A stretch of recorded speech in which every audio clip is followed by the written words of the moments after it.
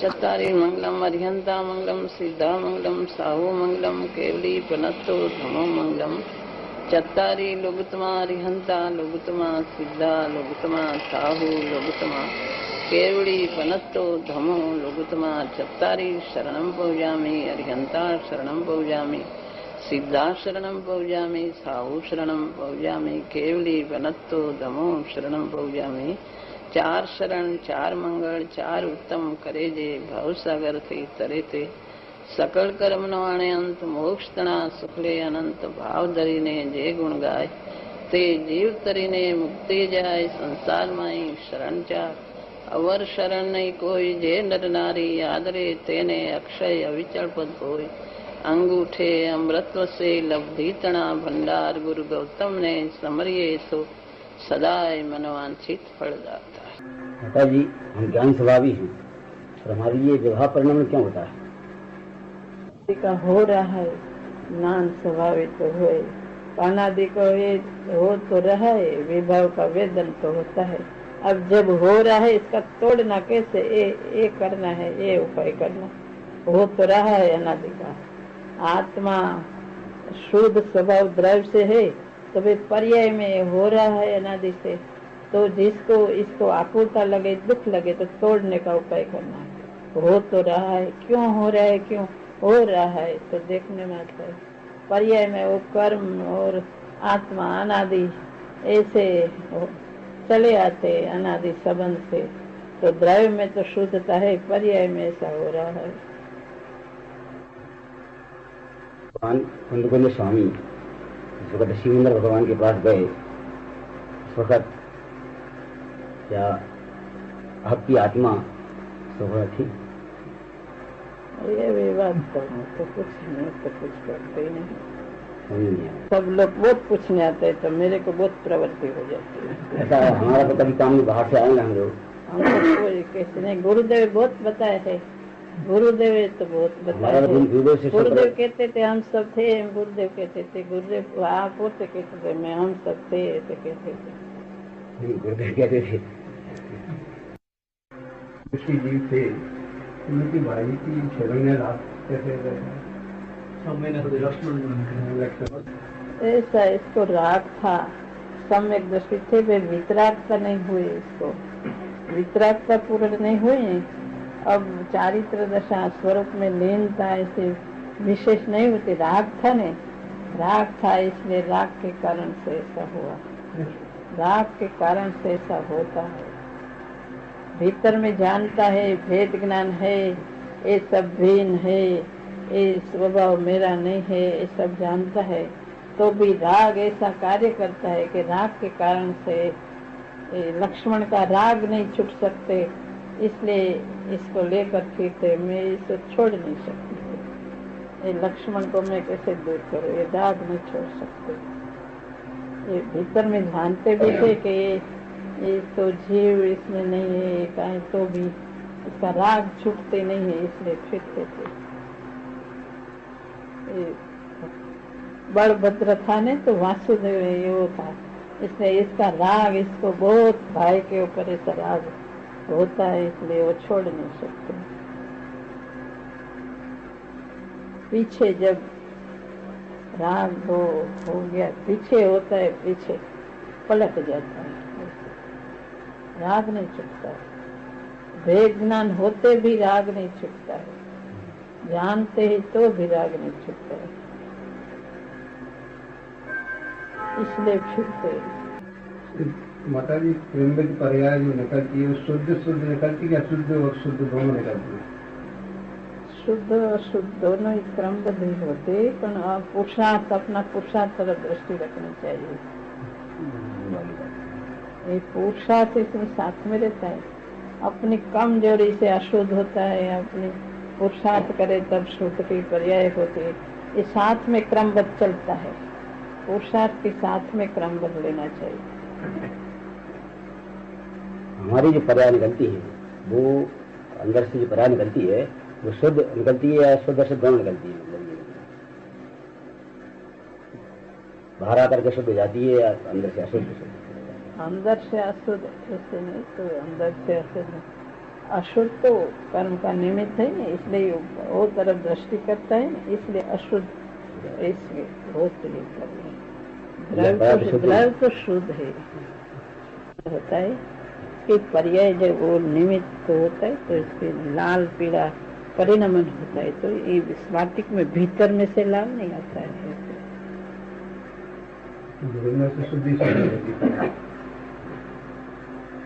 स्फाटिक में तो निर्मल पर्याय रहती, और स्फाटिक तो सफेद है, इसमें से लालाश जब दिखने में आता है, लालाश और निमित्त के कारण और उपादान अपना लालाश आती है, ये आप स्फाटिक का मूल स्वभाव नहीं है, ये मूल स्वभाव तो नहीं, स्फाटिक का परिणाम स्फाटिक का है। ये लालाश जो होते इसका मूल स्वभाव नहीं है, वो विभाव पर्याय है, इसलिए इसका मूल स्वभाव नहीं, भीतर में से लालच नहीं आती। ये पर्याय पर्याय का एक पलटन होता है, निमित्त साथ में रहता है।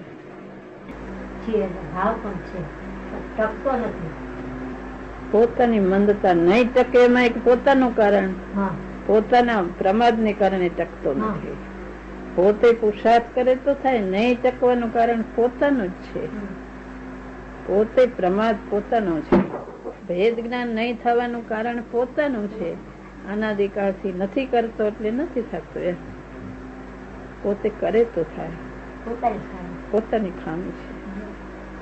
લક્ષ હોય પણ તો પુરુષાર્થ કરવાનો બાકી રહે છે। યથાર્થ લક્ષ્ય, યથાર્થ નાયક ની પ્રતીતિ, ભેદ જ્ઞાન એ બધું પુરુષાર્થ પોતાને કરવાનું। લક્ષ હોય, વિચાર કર્યો કે સાચું આ જ છે, પણ એ જાતનો પુરુષાર્થ કરવો એ ખામી હોય, એ ખામી છે, એ જાતની પોતાની ખામી છે, ખામી છે। જ્ઞાન લક્ષણ દ્વારા દેખાય છે, જણાય છે, વિદાય છે, તો એ વેદનમાં જયારે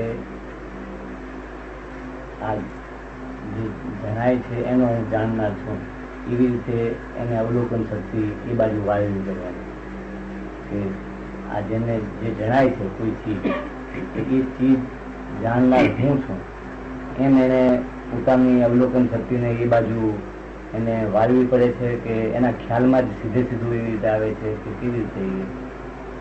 આ જણાય એ જાણનારો એમ નહીં, હું સ્વયં જાણનાર છું, સ્વયં જાણનારો જ્ઞાયક છું।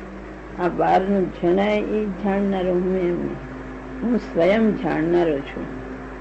જે અત્યાર સુધી નાનપણથી મોટો એમાં જે જે ભાવો આવ્યા, જે એનો સ્વયં જાણનારો, એ જાણનારો એમને છે। એ ભાવો પર્યાયો બધી ચાલી ગઈ, બધા સંકલ્પ વિકલ્પ ચાલ્યા ગયા, તો જાણનારો તો એમને છે। જાણનારો બધું પોતે લક્ષમાં લઈ શકે છે, ગુરુદેવ આગળ શું સાંભળ્યું, શું જિજ્ઞાસા, શું ભાવના, એ બધા જાણનારો તો જાણનારો જ છે। સ્વયં જે જાણનારો છે એ જાણનારો હું છું। આ જણાય તે હું એમ નહીં, સ્વયં જાણનારો, સ્વયં જ્ઞાયક, સ્વતઃ સિદ્ધ શક્તિ મારી જાણવાની છે, અનાદિ અનંત જ્ઞેયને જાણું છું માટે જાણનારો એમને હું સ્વયં જાણનારો જ છું।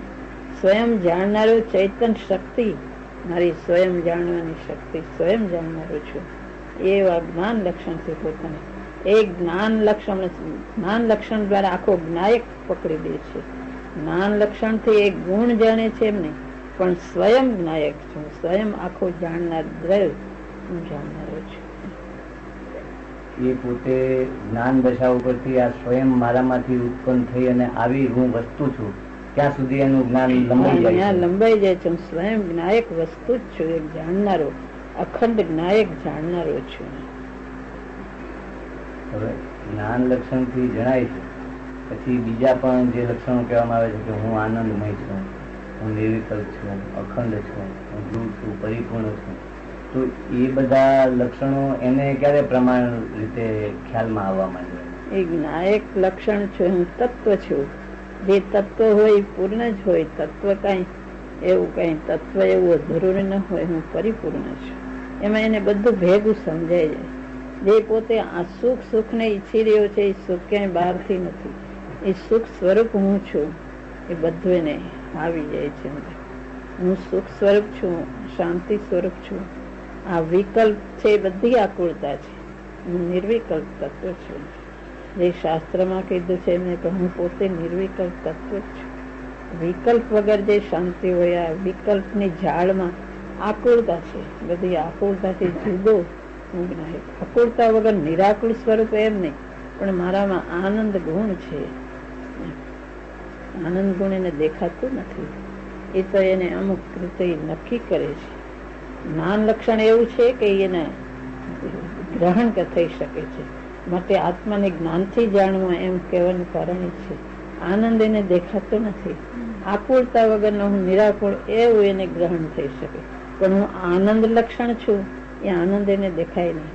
તો પણ એ અમુક જાતનું યથાર્થ પ્રમાણથી, યથાર્થ જ્ઞાનથી જાણી શકે છે. સાચા જ્ઞાનથી નક્કી કરી શકે છે. પણ જ્ઞાન લક્ષણ તો એવું જ છે કે એના અનુભવમાં આવે એવું છે. એના અનુભવ એટલે સ્વાનુભૂતિનો અનુભવ નહીં, પણ જ્ઞાન લક્ષણ એને જણાઈ શકે છે. એને પ્રસિદ્ધ છે પોતાને જ્ઞાન લક્ષણ વેદનમાં પ્રસિદ્ધ છે, અને આનંદ એને વેદનમાં એ વખતે વેદાતો નથી, પણ એ નહીં અમુક જાતની યુક્તિઓથી નક્કી, પણ એ નક્કી એવું કરી શકે છે કે એમાં ફેર ન પડે, એવું નક્કી કરી શકે છે. હું પરિપૂર્ણ છું એ બધું યુક્તિ દ્વારા બધી રીતે નક્કી કરે. જે વસ્તુ હોય સ્વતઃથી એ અધૂરી હોય જ નહીં, એનો કોઈ દી નાશ થાય તો એ વસ્તુ જ ન કહેવાય.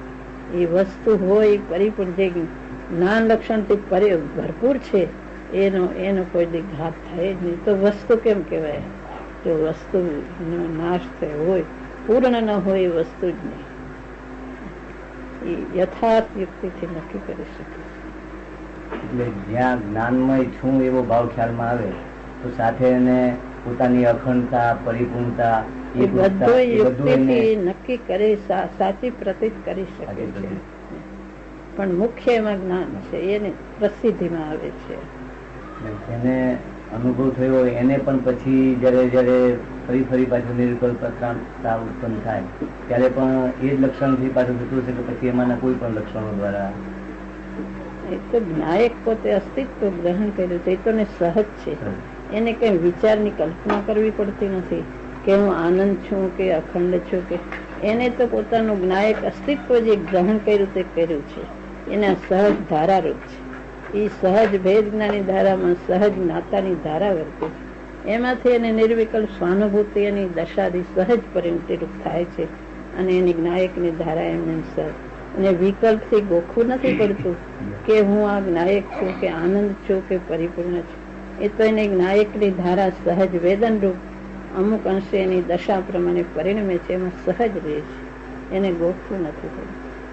એની સંવેદન શક્તિમાં જે બધું એને જણાવવા લાગે છે, વેદાવા લાગે. સ્વાનુભૂતિનો આનંદ એ એક જુદી વાત છે, પણ આ એની વચલી દશામાં સવિકલ્પતામાં પણ એને વેદનમાં જ્ઞાયકનું વેદન અમુક અંશે રહે છે.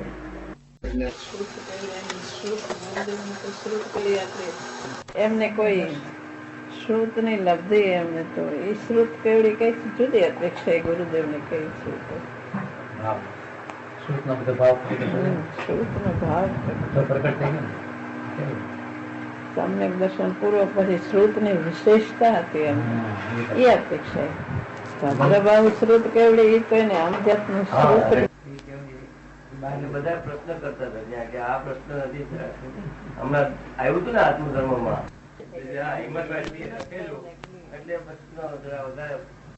ગુરુદેવ ને જેટલું કહે એટલું ઓછું છે.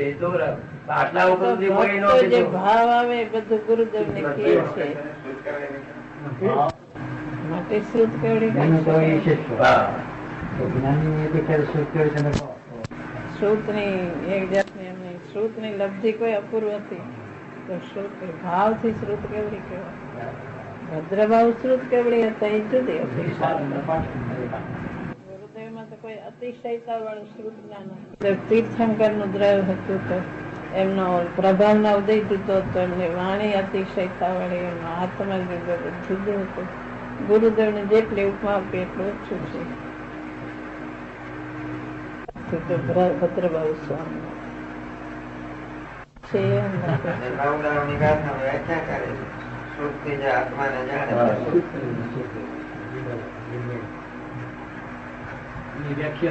મારું તો ભેગું ભેગું અંદર લખ્યું છે. બરાબર લખ્યું છે.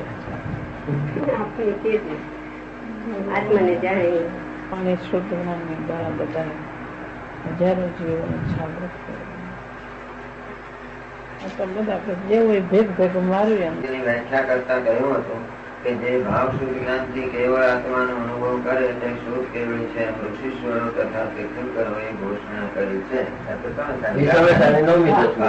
અને આમ પ્રવચન સાલી તેત્રીસ એ સિદ્ધ થાય છે કે સ્વાનુભૂતિ પરિણત પરમ પૂજ્ય ગુરુદેવ તથા પૂજ્ય બેનશ્રી પોતાના ભાવ શુદ્ધ જ્ઞાનથી કેવળ આત્માના અનુભવ યુક્ત હોવાથી આપણા મોક્ષ સમાજના મહાન ઉપકારી એ બંને મહાત્મા શુદ્ધ કેવળી છે.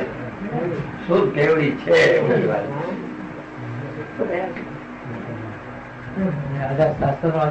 ઋષિશ્વરોએ તેને શુદ્ધ કેવળી કહી દે એવા અનેક સ્વામીજી પછી પાછો પ્રવાહ કઈ બહુ મંદ પડી ગયો એવું લાગે છે, તો કઈ કાળનું કારણ હશે? કાંઈ પ્રવાહ મંદ પડી ગયો નથી. ગુરુદેવ ના પ્રતાપે બધો પ્રવાહ હલે જ છે. કાંઈ મંદ નથી પડી ગયું. ગુરુદેવ નો પ્રભાવ બધે વર્તી રહ્યો છે. બધા આત્મા કેમ પમાય, આત્મા કેમ પમાય, એવું બધા આપણે હિન્દુસ્તાનમાં બધું જ થઈ ગયું છે. કાંઈ મંદ ન પડે. ગુરુદેવ નો પ્રભાવ ગાજી રહ્યો છે બધે. ગુરુદેવ બધા કેટલાય ને જાગૃત કરી દીધા છે. નથી મંદતા આવી, પણ પ્રાપ્તિમાં મંદતા આવી. કાંઈ મંદતા આવી નથી. તરફ આત્મા તરફ જ કેમ પમાય બધા જિજ્ઞાસા ઘણા જાગૃત થઈ ગયા છે.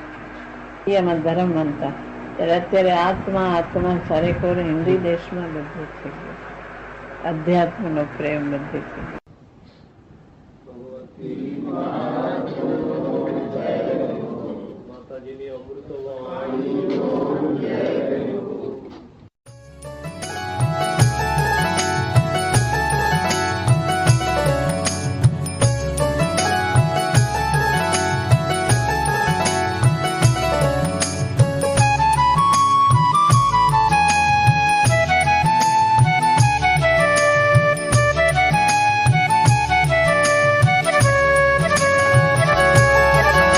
स्वर्णपुरी अति पावन